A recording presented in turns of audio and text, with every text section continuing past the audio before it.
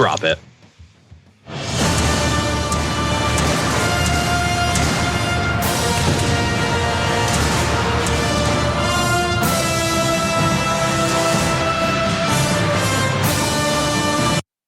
Everyone to the Friday Power Panel here on the Young Turks. I'm here, but nobody cares about that. What they do care about is that I'm joined by Adrian Lawrence and Rashad Ritchie.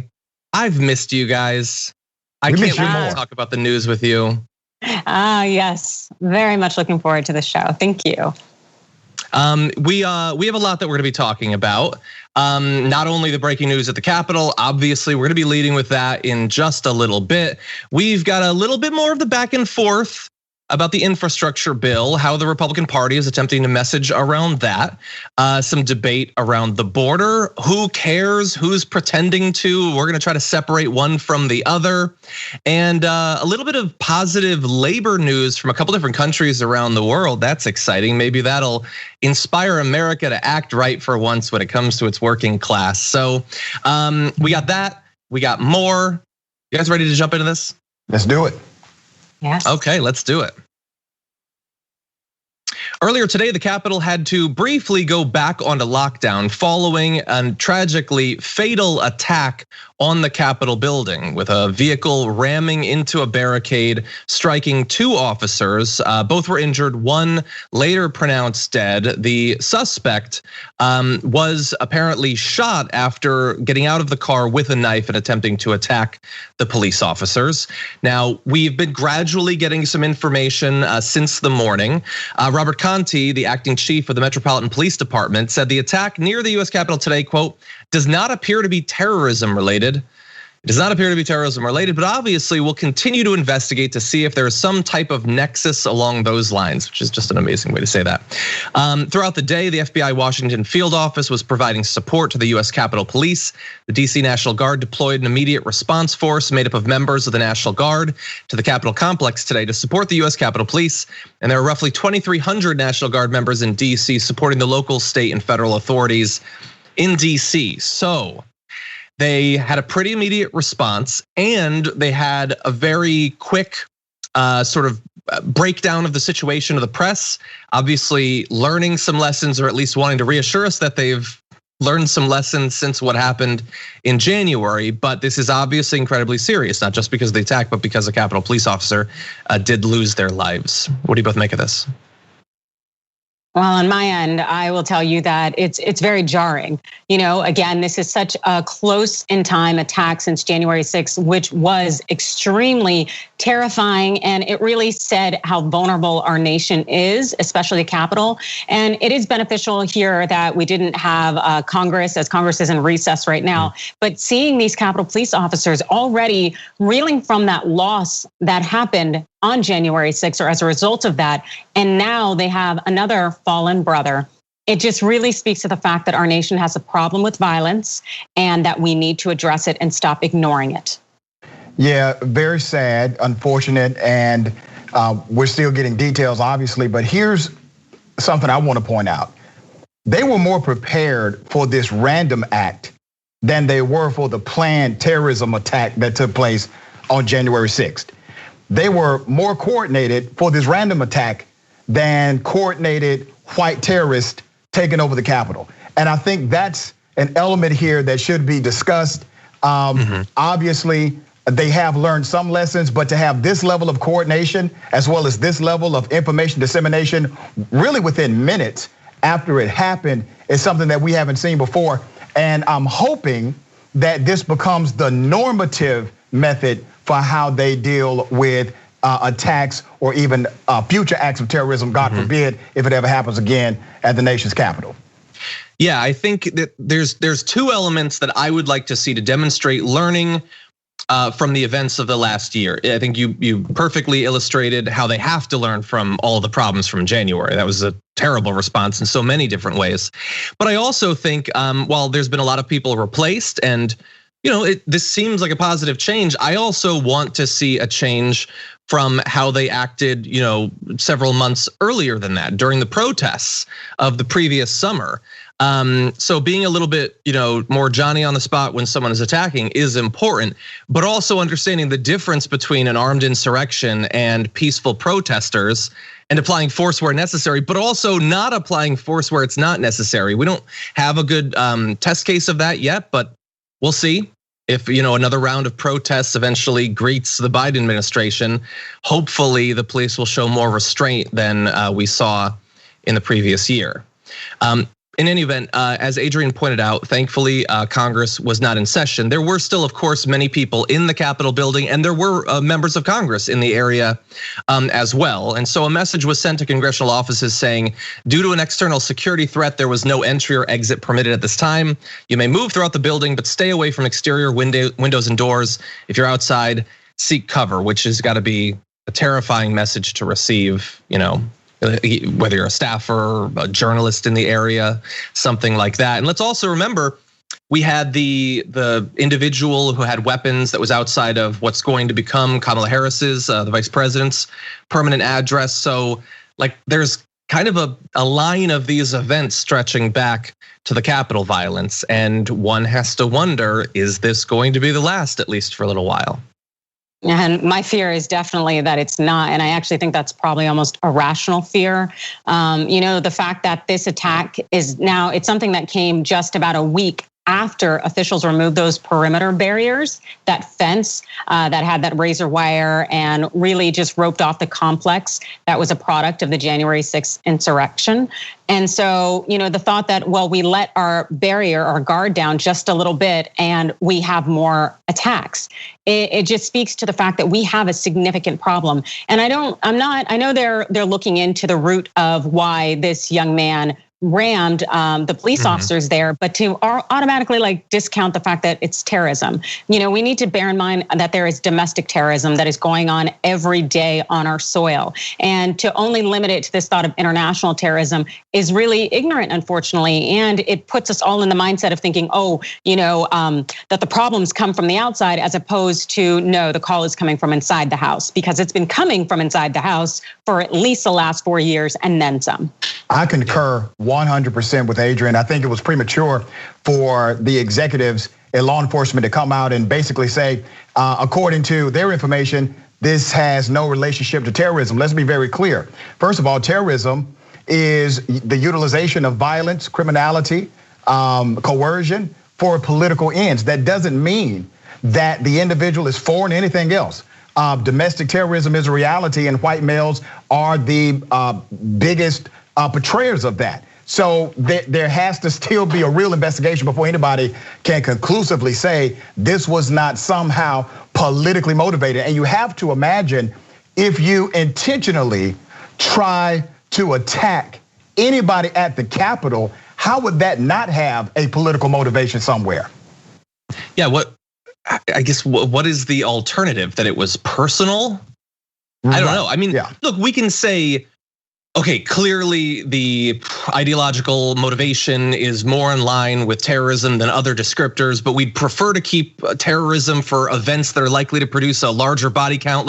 We could have a rhetorical conversation like that, but there's information that could potentially come out. It seems like, sure, it was a much lower scale attack, but you don't attack the Capitol because you don't have any sort of political motivation. And we honestly, we don't know. There's very little we know about the individual. There has been a bit of information about them.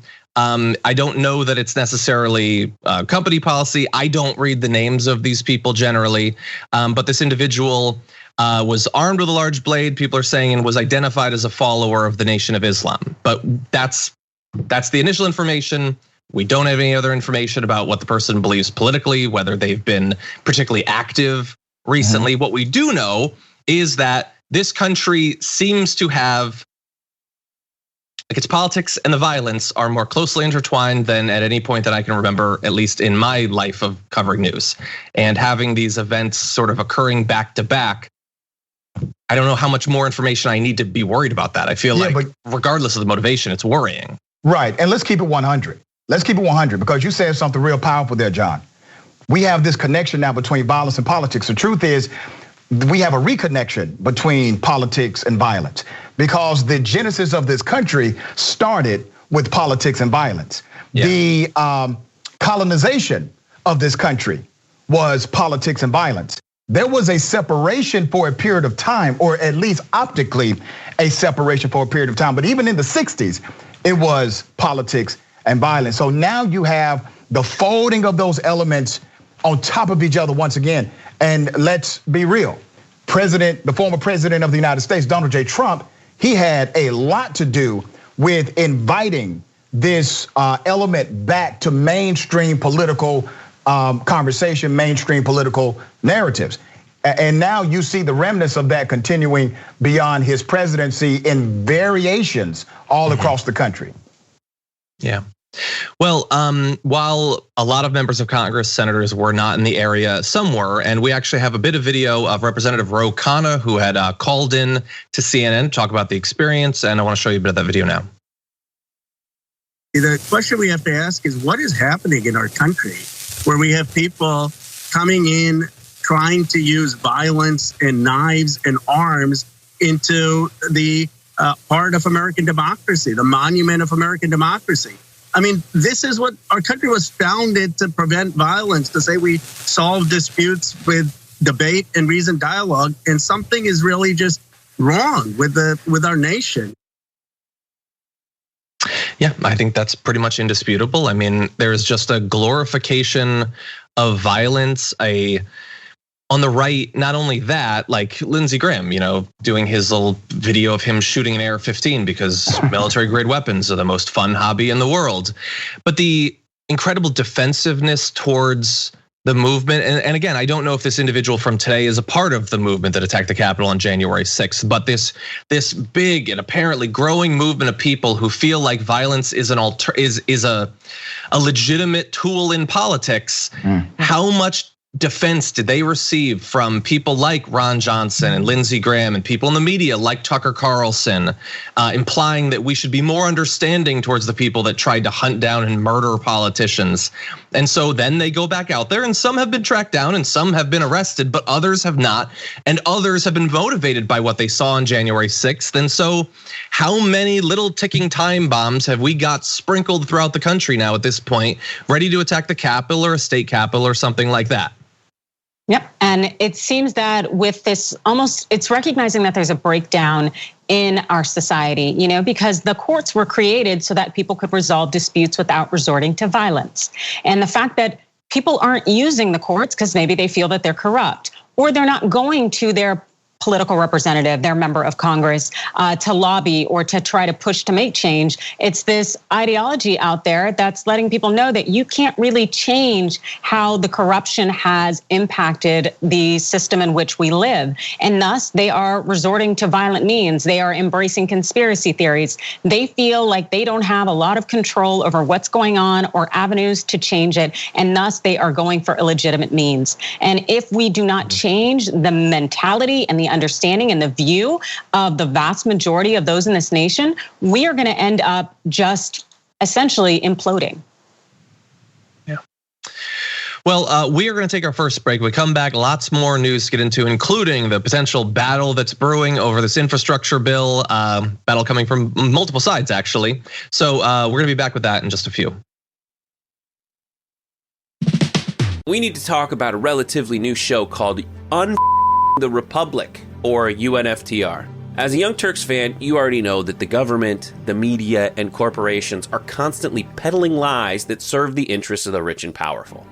But now there's a podcast dedicated to unraveling those lies, debunking the conventional wisdom. In each episode of the Republic, or UNFTR, the host delves into a different historical episode or topic that's generally misunderstood or purposely obfuscated by the so-called powers that be, featuring in-depth research, razor-sharp commentary, and just the right amount of vulgarity.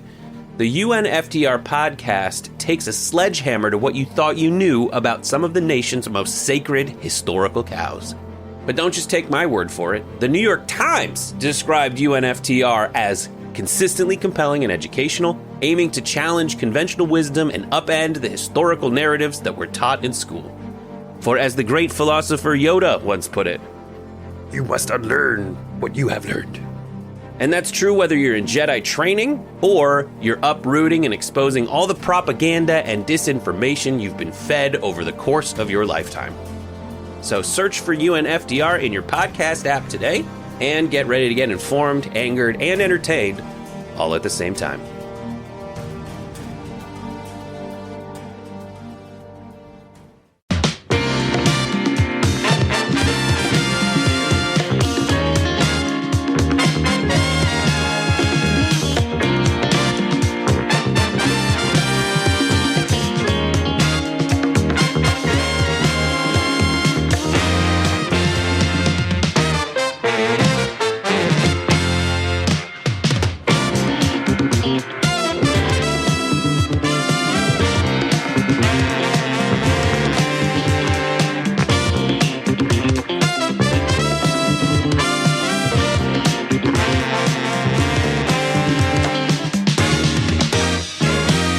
Welcome everyone to our little break. It's just me and it's just you. You know, we can just talk. We can just see what's going on. Like for instance, that over on Twitch, Lumi Roo rated us. Thank you very much for that. The Progressive Defender gifted 5 subs.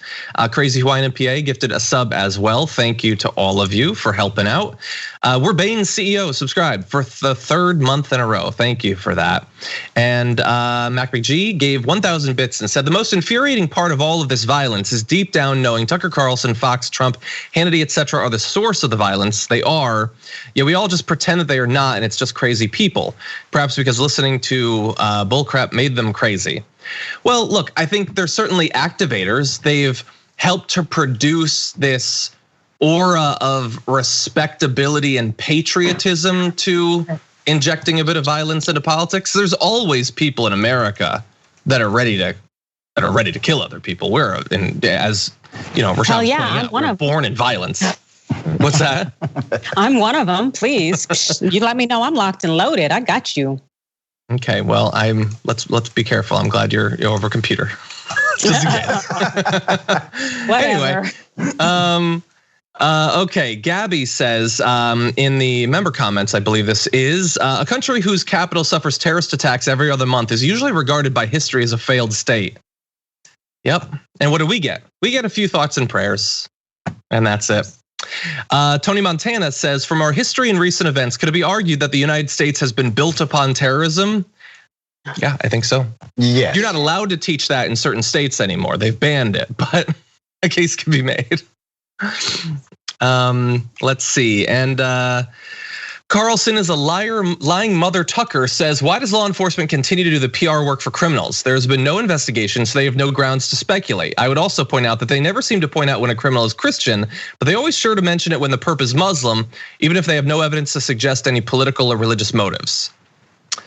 Yeah, I don't know exactly where they got that information from. I guess, yeah, that's true. They would never point out like what church a Christian went to. Yes, it's almost like how it was the thought that white is the default, and thus they won't acknowledge white, but they will acknowledge if it was a person of color. Yeah. So I assume that's why they do that. And it gives you the implicit thought that this person must be brown or not one of us or inherently violent, so on and so forth. Exactly. Colorado Blue Blazer Regular says, I know it's kind of pointless, but why the hell are Democrats so incompetent at politics? Why the hell doesn't Pelosi make every single Republican Matt Gaetz? Ours keep defending that predator, so now every single one of them is Gaetz. Never stop saying it, never back down when they cry. The R's do it constantly for spurious reasons. Katie Hill, Al Franken, because it works. Force them to play defense for a change. Yeah, her response so far seems to indicate that she thinks that he's going down no matter what she does and that she wants to just step back and watch it. That's what I thought. But yeah, they should definitely be talking about it. He was immediately defended by other reps. In any event, we do have more news to get to, so we will be back right after this.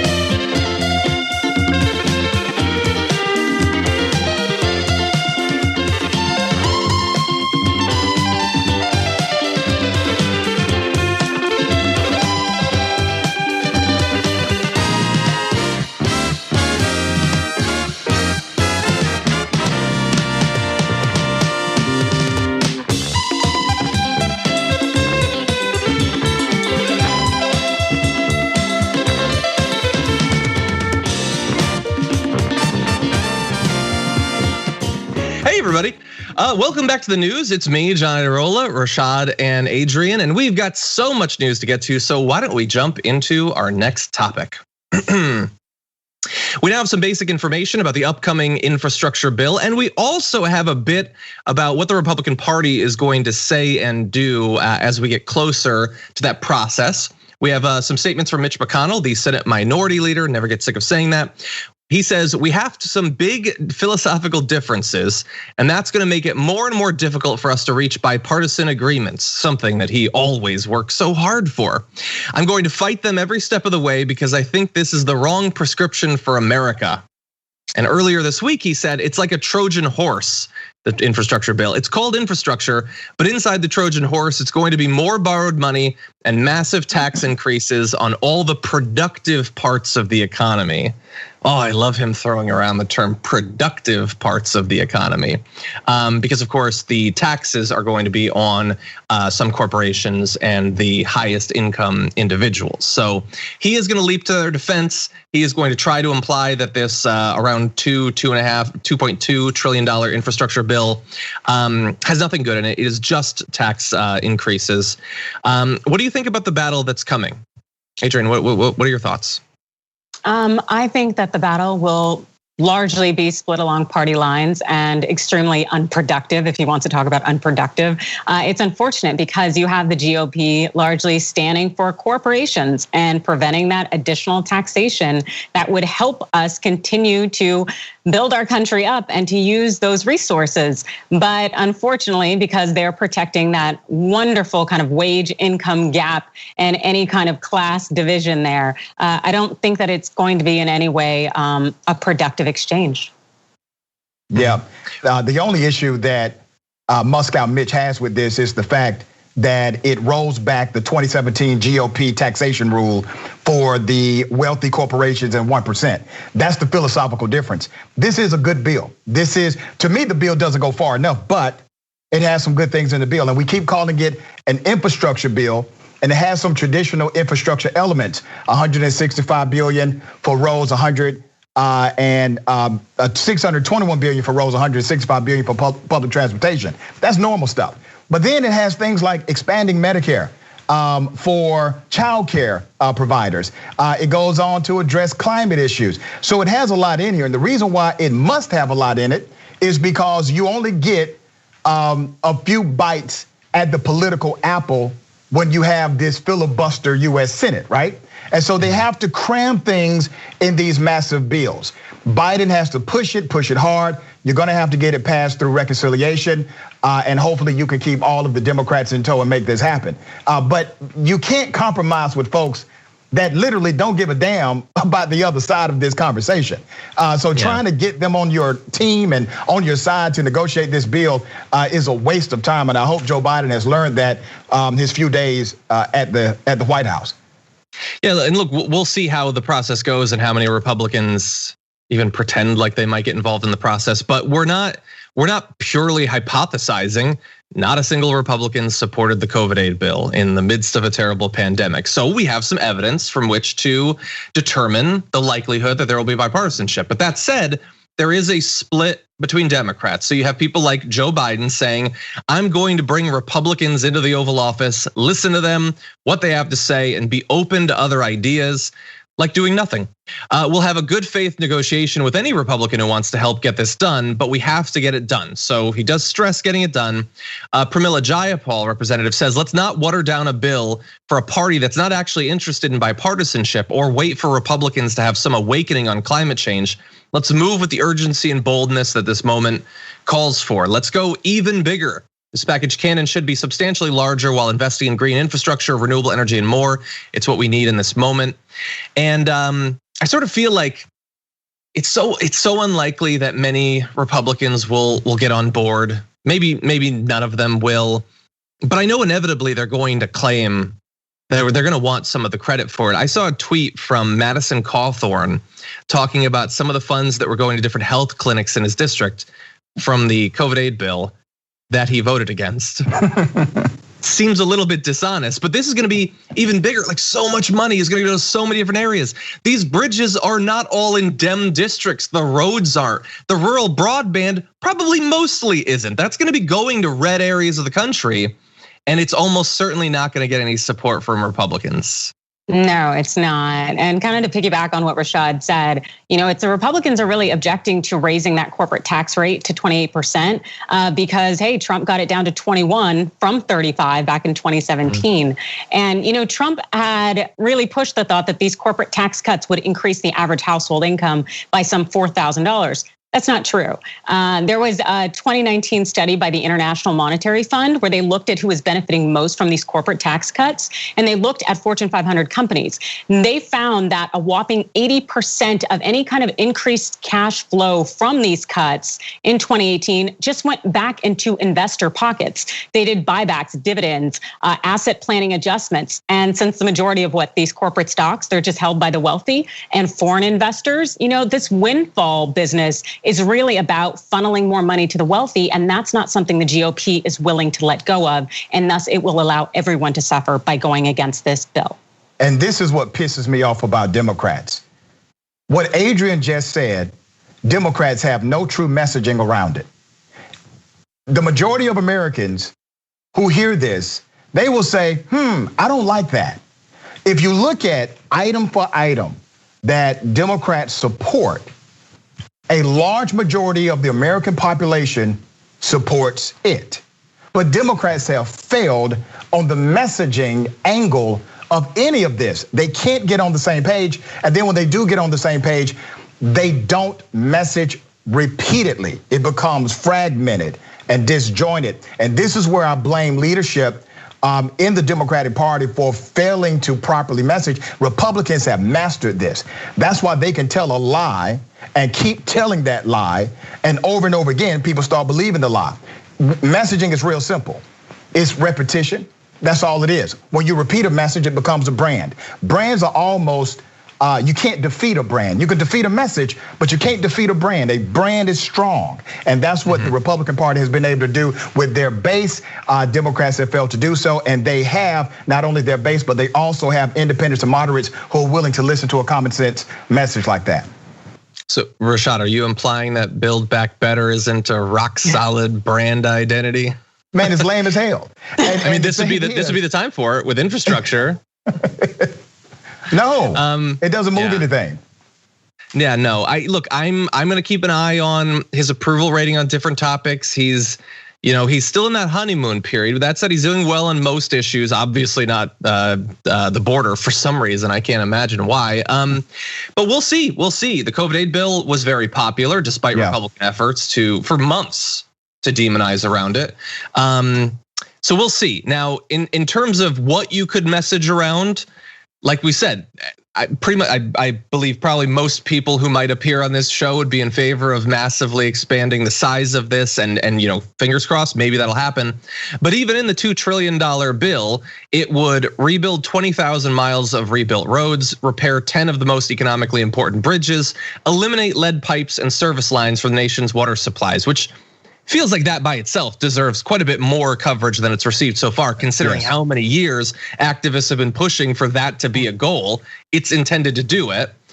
Shift to cleaner energy sources, modernize the electric grid, create millions of jobs, create 500,000 electric charging stations, resubsidize electric vehicles. We could just throw out a bunch of stuff like that. And that's at it being $2 trillion over a decade, 1% of GDP, far smaller than other big scale infrastructure bills in America's past. That's right. So that's what we have so far. I am curious, do you think there is a chance that once the House and the Senate get a hold of this, that it comes out of this process bigger than it's going in? If it does come out of the process bigger, it's because the Republicans are going to want certain things in it. And for some reason, we're going to be in a position where we need to give it to them. And will that earn any Republican votes, you think? Possibly. I don't know. I don't think it'll earn enough. I don't see this bill passing without just a simple majority. You got to go ahead and go through the process, file it under budget reconciliation to get your simple majority. And I even think then you're going to have a tough tough time getting a simple majority on this bill because of the conservatives that act like Democrats we have in the US Senate. Exactly. Mm-hmm. Yeah. I just hope the parliamentarian is in a good mood when this bill goes forward, because the future of America's infrastructure might come down to their recommendation, which we will treat as if it is like an adamantium promise. Anyway. Wasn't that wild, man? Like all of a sudden, like everything was based on the parliamentarian, who, by the way, is not a constitutional position. It's not even a statutory position. It's once again, it's an office rule, and the person serves as someone who makes recommendations, not even as a director or executive at any level. And then Democrats are like, oh, I can't do anything. The parliamentarian said so. Yeah, well, it's useful for some people. Excuses are useful, especially when someone with a title provides it. In any event, why don't we jump to our next topic? We're gonna mix things up a little bit and talk a bit about the border.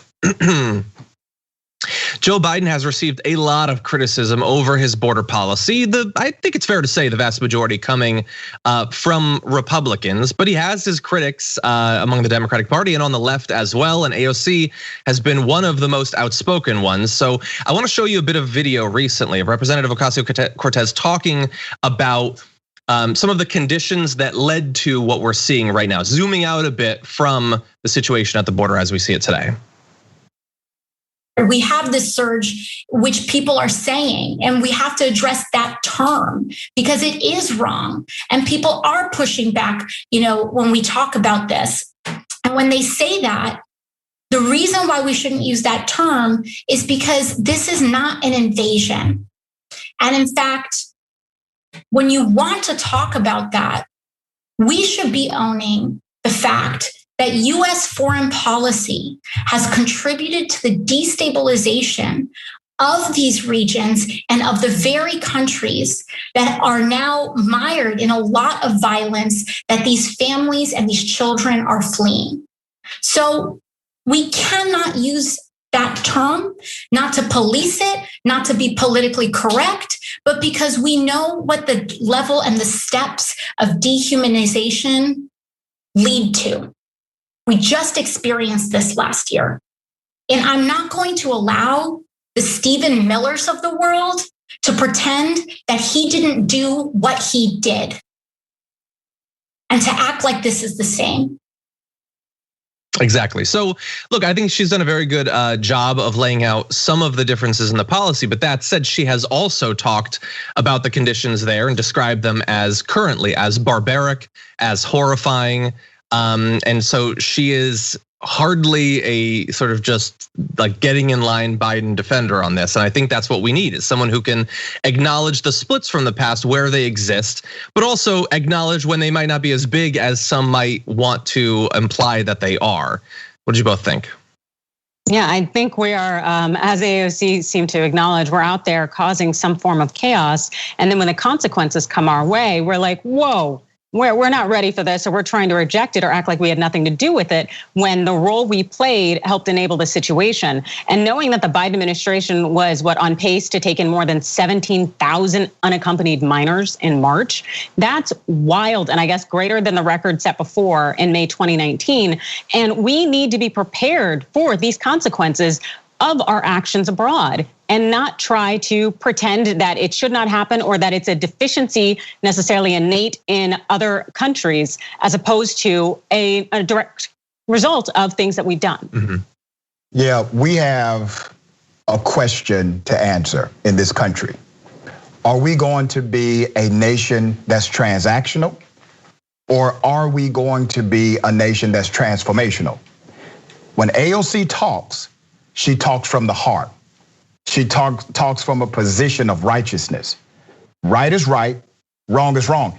And she's labeled a radical by those who do not talk from the position of right is right, wrong is wrong. Politics has become so ingrained in double talk and corruption that when a person comes to the Capitol with a clear moral compass, that person is problematic and that person is extreme. If we were to eliminate the politics of it all and just act as if we're having a simple conversation with AOC, we would say AOC is right and this other foolishness is wrong. But once you provide the context and the lens of politics, all of a sudden, right can be argued as wrong and wrong can be argued as right. I appreciate the politics of AOC. I think it's the politics of progression. And I think eventually our entire country and the narrative of this country will get to that point if we make the right decision while we're right here at the split in the road, because we are in the fight of the soul of this nation. Well, why don't we demonstrate the difference between right and wrong in a quick little back and forth? So let's start with a bit more right. It's Friday. Let's start on a good foot. So AOC tweeted, a lot of people who are just now suddenly horrified at the dehumanizing conditions at our border are the same folks who dehumanize immigrants and helped build these cages in the first place. When we tried to stop this infrastructure over a year ago, we were overruled by both parties. And that was opportunistically jumped on by Ted Cruz, a guy who all of a sudden really cares about the border, saying AOC explains the real Dem position, abolish ICE, full open borders, which would make the Biden border crisis, which she is desperately trying to turn into a hashtag, even worse. She says nothing else works. Really?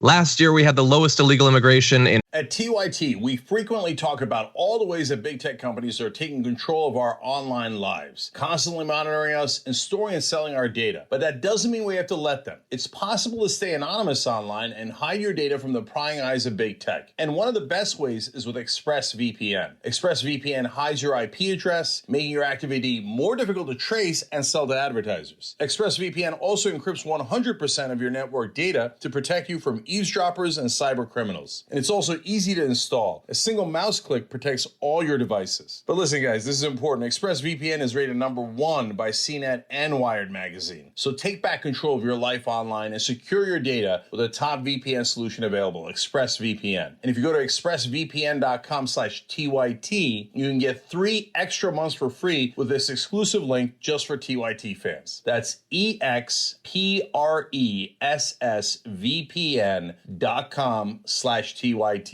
Check it out today. 45 years. This year, we have the highest in 20 years. And as I alluded to on the damage report, I can't tell what's difference between 2020 and 2021. There's probably nothing systemic about the year that influences international migratory patterns and all of that. But anyway, she responded saying, Ted, this is pretty rich coming from someone who fled their own home and responsibilities during an environmental crisis to cross the border and seek refuge in Mexico. Also, you funded cages, expanded cages, and yet you're complaining about cages. You have no policy, just puff, which I have tried to love more and found that I cannot. It is just perfect. And yeah, so he took his little trip to the border and he hid in the brush. And then him and Lindsey Graham took a little ride on a boat and they put on vests and they were strapped in to make sure that they don't fall over the edge and everything. And suddenly they really care about the border. They don't talk much about any of the individuals or what would happen to those individuals if they were moved from the bad circumstance they're in these facilities to then being thrown out of the border as they would if they could. But they want you to believe that they care about it, that it's something serious for them. No, they don't care at all. They want to continue to do as they please, have the rules only apply to other people. And just like you had acknowledged, in him crossing the border when Texas was going through dire straits, so he could go enjoy the benefits that are south of the Rio Grande. It's another example of the fact that we essentially have a nation that survives on hypocrisy, or at least in terms of our leadership. And they're not here looking to help the people at all or to make change, but rather to continue to fill their coffers and to play this us-them game. Yeah, I lost all respect. And there's not a lot of people I can say this about, but I lost all respect for Ted Cruz when he let Donald Trump talk about his wife. And then he comes out hardcore on television saying, don't talk about my wife, this is blah, blah, blah, like a tough guy. And then he becomes the greatest bootlicker of Donald Trump before the presidency and during the presidency. So I lost a lot of respect for that guy back then. Now he has the audacity to talk trash to anyone, especially AOC. He does not want the smoke from AOC. And Ted Cruz, one of the most, lack of a better word, hated individuals even inside of his own party because of his smugness and his arrogance and his unwillingness to believe that there's another way other than his way. So I don't like talking about the guy much, but we have to because he's in the news. But I have no respect for that dude. Yeah. Yeah, every move with him is obviously some calculated thing that he thinks is going to benefit him in the future politically. And sometimes his instincts are right. I mean, he is still the senator, regrettably, of Texas. Yeah. But he's just such a nobody likes him. He's the Matt Gaetz of the Senate, honestly. Nobody in his party even likes him. And I get that. So he greets the new president. The new president comes in, they do a COVID aid bill that's quite popular. Vaccination is going ahead of schedule, which is popular. The infrastructure bill, once people start talking about it, it's probably gonna be pretty popular. So they need something. But honestly, shipping a whole bunch of Republicans, putting them on a little dinghy and floating them on a river, that just to me reminds me of their immigration policy, which they may not seem to understand this, wasn't popular. People did not like the Trump administration immigration policy. And this is their best thing that they can distract with. It's just his instincts just really seem off in this case.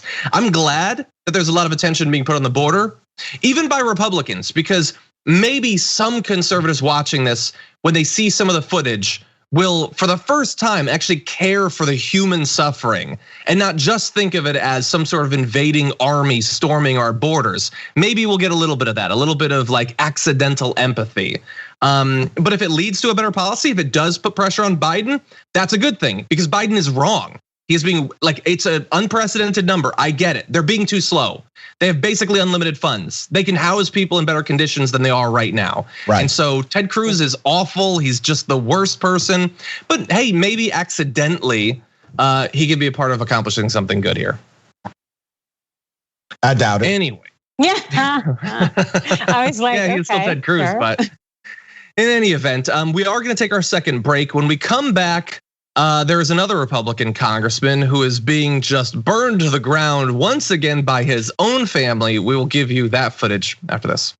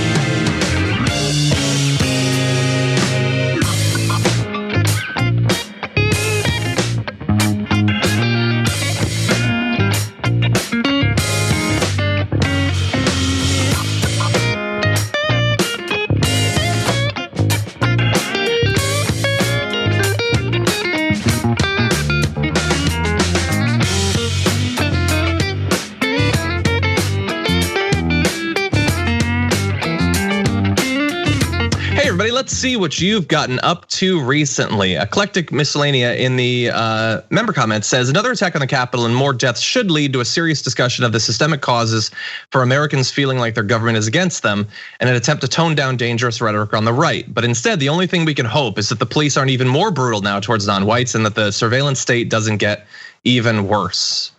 Good point. Good point. In the super chat, Umberto Morera says, there's only so many heroes like Edwin Goodman. Yes. Well, look, I mean, these two Capitol Police officers just gave their life trying to stop this car. So let's bear that in mind. We, I think, better than most point out when the cops do the wrong thing, but sometimes they do die doing their job. And it's sad.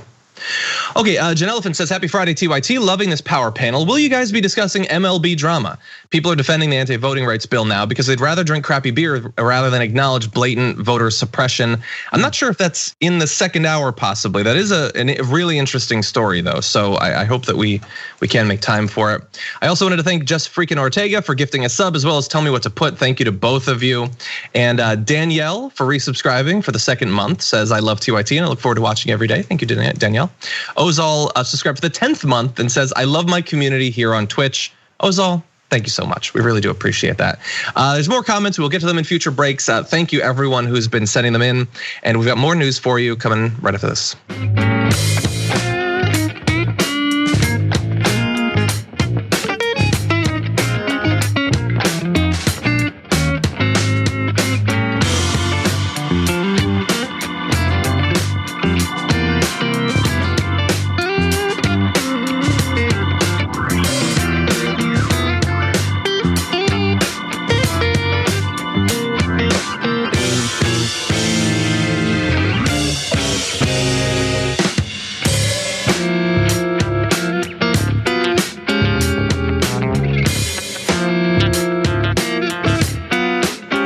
Welcome back to the Power Panel with myself and Adrian and Rashad. We've got a couple more stories for you, and leading the second hour, switching it up on a Friday, Anna Kasparian is here. She's actually going to be leading that hour.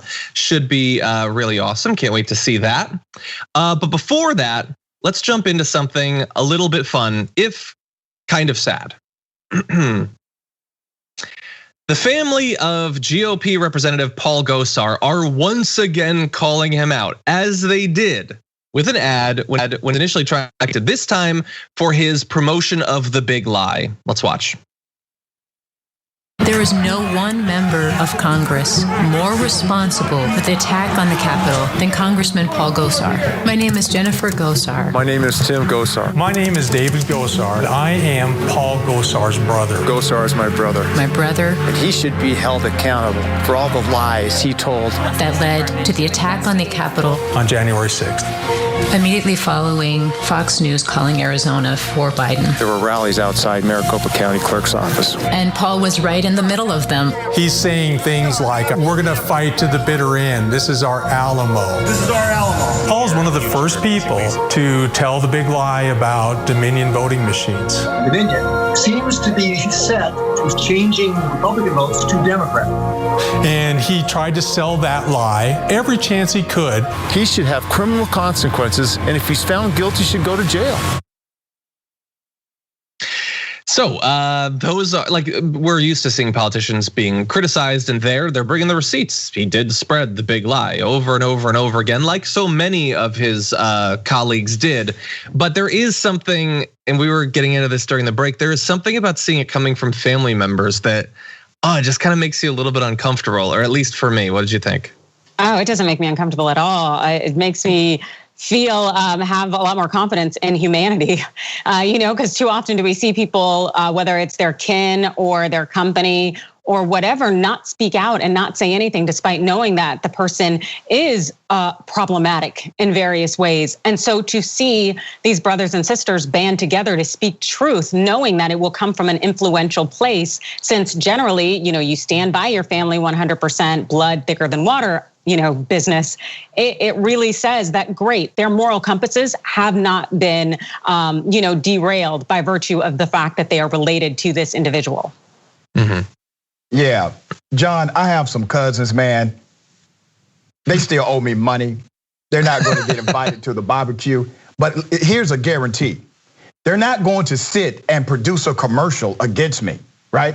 What kind of POS is this individual to where your family will literally do a commercial against you and basically say in the commercial, you're a killer and you need to be in prison. And let's not forget that back in 2018, 6 of his siblings, not just 3, but 6 of his siblings endorsed his political opponent.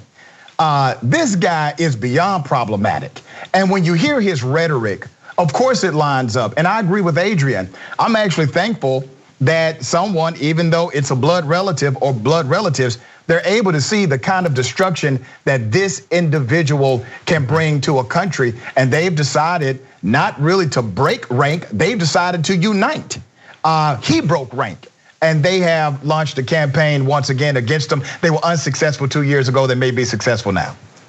Perhaps. I'm glad that they're doing it. I'm glad that, I don't think that we actually read it. I should have. In the previous story of AOC and Ted Cruz sort of going back and forth, she reminded him that his resignation was about 85 days overdue.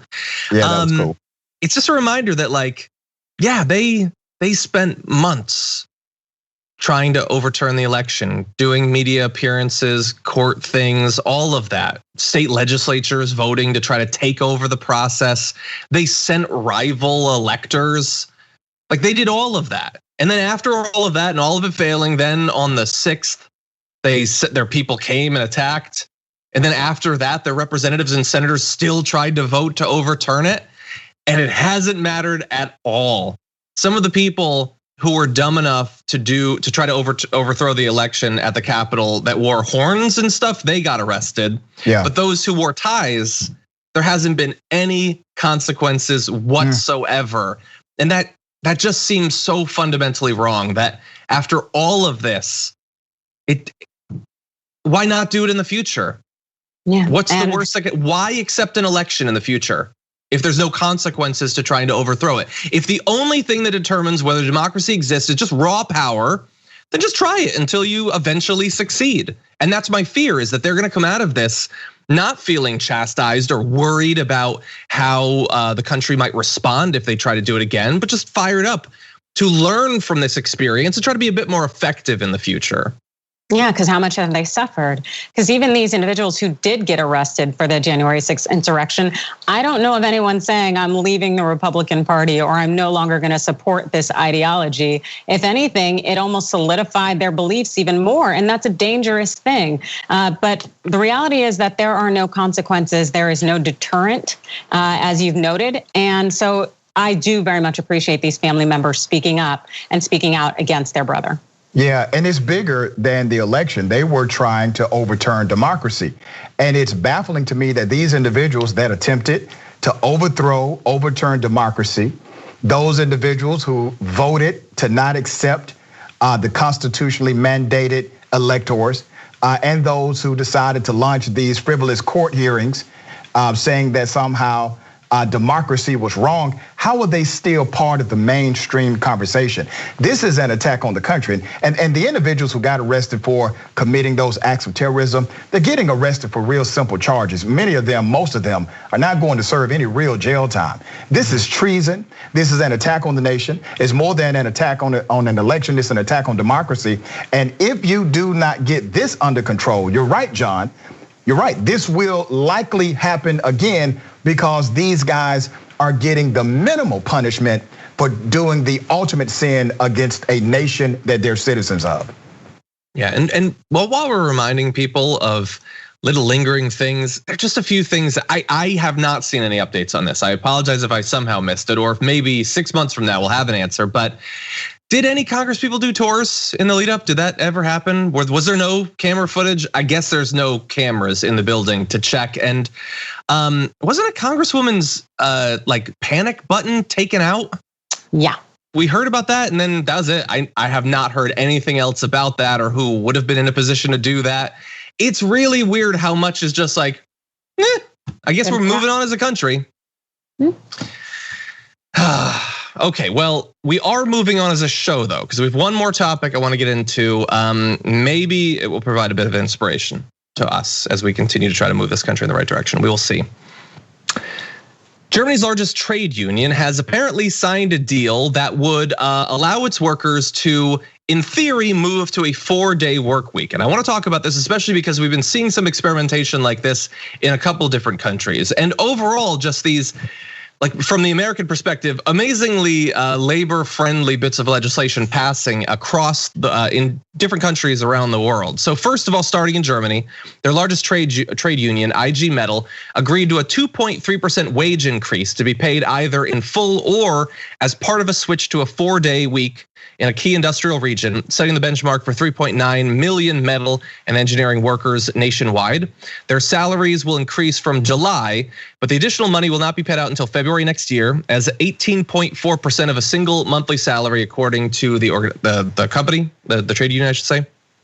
An equivalent payment in February 2023 will be worth 27.6%, and there will be a one-time coronavirus premium of 500 euros, slightly more in dollars. So I don't know if it's actually determined exactly how that's going to work, but it could be, I would say, larger than the vast majority of other international experiments we've seen so far of switching over to a 4-day work week.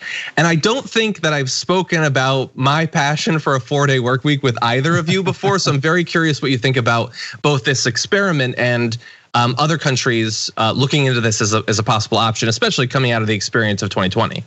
Oh, I think it's incredibly wise. You know, we do have this nation that's built on capitalism and really exploiting the worker. But the thing is that there are consequences for that, you know, whether it's having poor health care, running yourself into the ground, or just not enjoying any kind of quality of life. And it seems that Germany is really investing in its people by not only making sure that they have adequate pay, but also that they're not working or living to work. You know, and you know, as we see things like New Zealand raising that minimum wage to $20 an hour, and also increasing that top tax rate for the country's highest earners to 39%.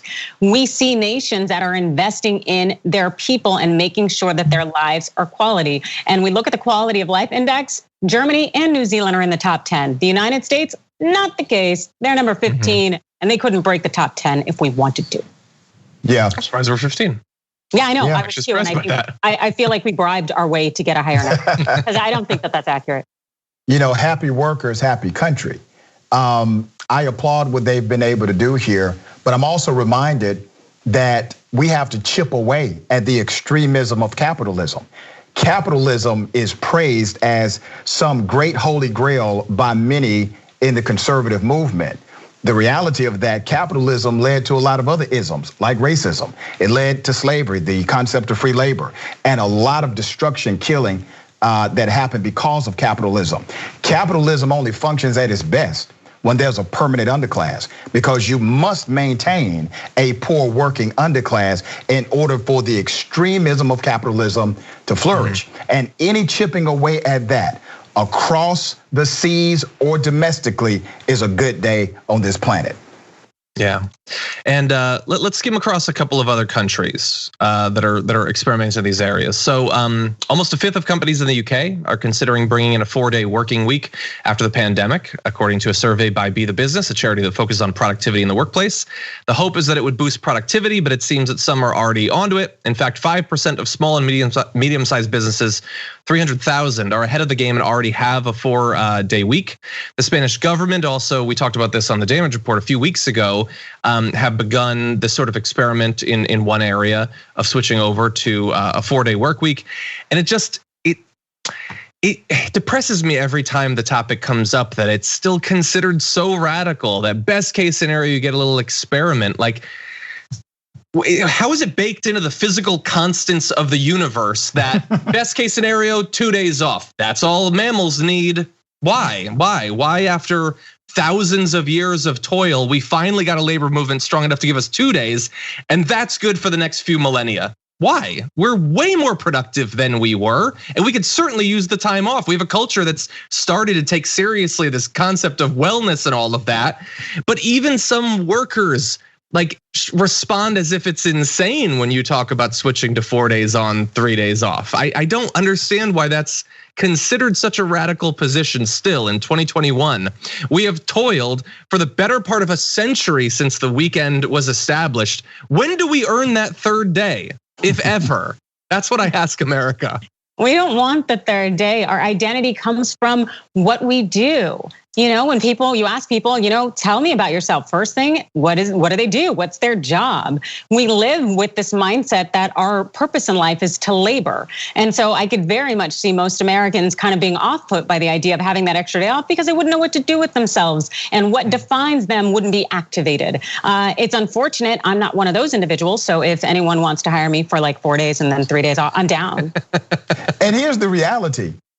Like, people already kind of take a 4-day work week anyway. Nobody pulls it all the way on Friday, okay? Nobody goes all out on Friday. There's one day, or maybe Friday is not your day. Maybe Monday is the day you don't really go all in, right? Everyone kind of does it. Everyone has that one day where it's like, I'm gonna just double down on this day, but I'm gonna take it easy on this one. So the concept has always been there, but you're right. There's an indoctrination about the 5-day work week and the Saturday, Sunday weekend. And what is indoctrination? Indoctrination simply means you are unable to critically challenge what you believe. And we have believed that this 5-day work week is such the creme de la creme of how to do work in America that we have become indoctrinated to the idea of it and not able to critically think about how we can still get the bottom line done with the 4-day work week.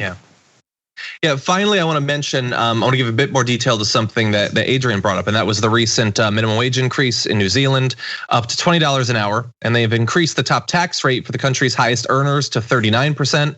The government estimates the minimum wage increase, a rise of $1.14 per hour, will affect up to 175,500 workers and increase wages across the economy by $216 million. Now, this is New Zealand dollars, so that works out to slightly more than $14 an hour, but that is the new national minimum wage.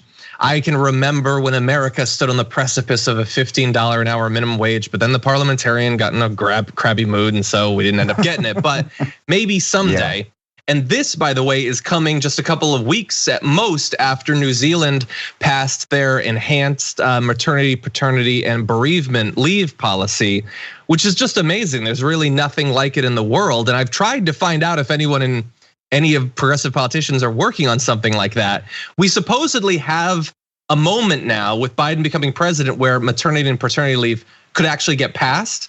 I would like to see us take some inspiration from New Zealand and make sure that their various components of bereavement leave are included as a part of that. Yeah, that would be really awesome. And we saw how New Zealand handled COVID-19. Man, I got a girlfriend who met a New Zealander, married him, and she's like, I'm out. She lives there now. They got big bugs, but got big bucks, and now, living the healthy life. It's just, we're just sitting here across the pond, just being like, okay, I'm glad you're not gonna die from COVID like a lot of us have. Yeah. Well, that is regrettably all that we have for this hour, but loved doing the hour with you. I've been watching the live response and it's incredibly positive. In the meantime, before we do a power panel once again, where can people watch more of both of your work? I'm on Twitter at Adrian Law, Instagram at Adrian Lawrence. Yep, you can find me at Rashad_Richie, IG and Twitter, and check me out on Twitch.